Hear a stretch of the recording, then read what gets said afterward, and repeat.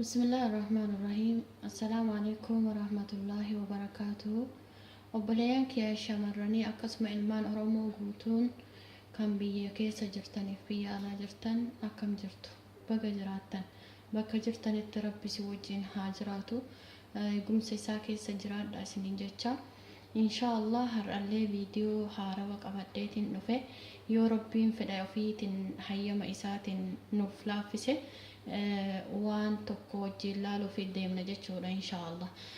Obboleeyyan kiyya dursee hunda dura rabbiin fayyaa keessan fayyaa bishaanii isiniif haa taasisu, umrii keessan isiniif haa dheeressu, yaadaaf muraada keessan isinii haa guutuun isiniin jaa. Hunda ilmaan Oromoo bakka jirtanitti jaalalaa fi kabaja guddaa isinii qaba. Rabbi immoo isin haa jaalatu ana caalaa isiniin jedha inshaallah. Egaa akkuma viidiyoo kiyyarra argaa jirtan vegetable yookaan immoo خضرة خضرة كان نمني بين وان جنات فقاتو رافو مرما جدما بيخين خيستي رافو مرما دا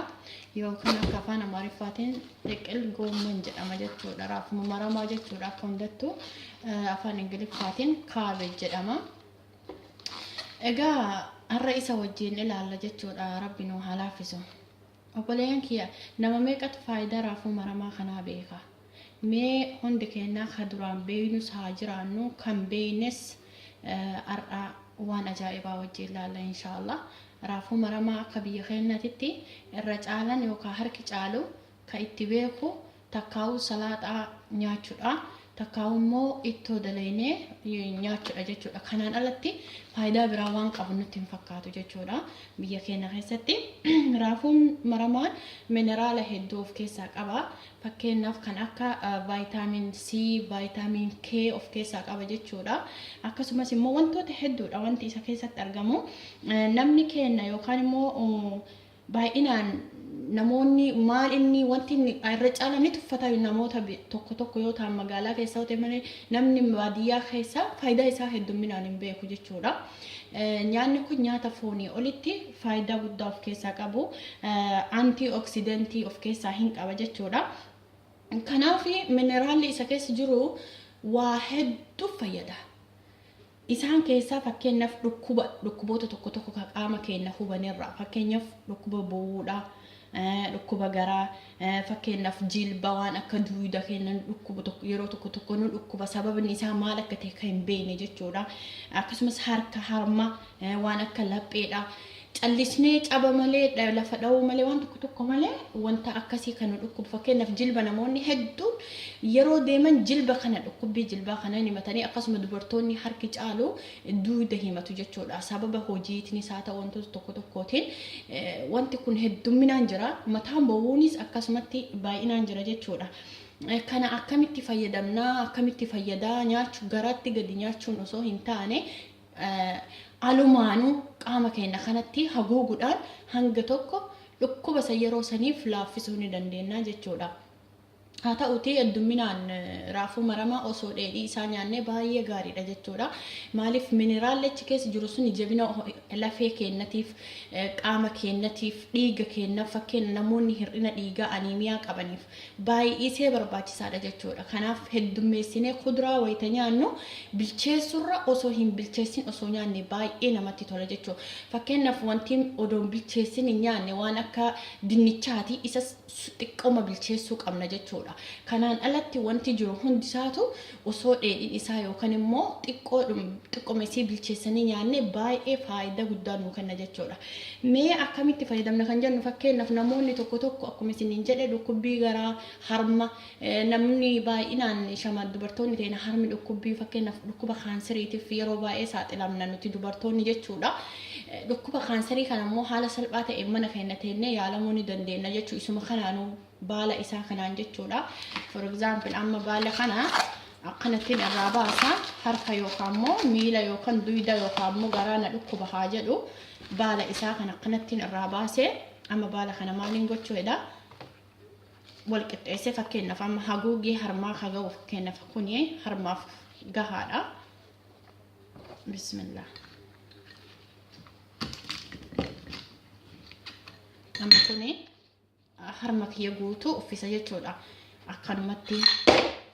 bismillah amma isa kana maaliif uffisuu barbaada waan ta'eef fakkeenyaaf namoonni tokko tokko waanuma qabdanii kan akkanatti akka bishaan isaa kun tokko as keessa jiru kun akka inni ba'u yookaan dhamti as keessaa kun bahee harma keenya sanii faayidaa akka kennu insa argatu akka kennu akkana cafacafuu qabna tuttumuu qabna jechuudha akka hin cinnetti mataallee namni sin dhukkubu haaluma kanaan jechuudha bakka sin dhukkubu kamu bakka kamiyyuu harka isaa ta'u bakka isin waraansa isaa ta'u waan tokko tokko bakka garaan illee isin dhukkube taanaan isuma kana akkana cafacaftanii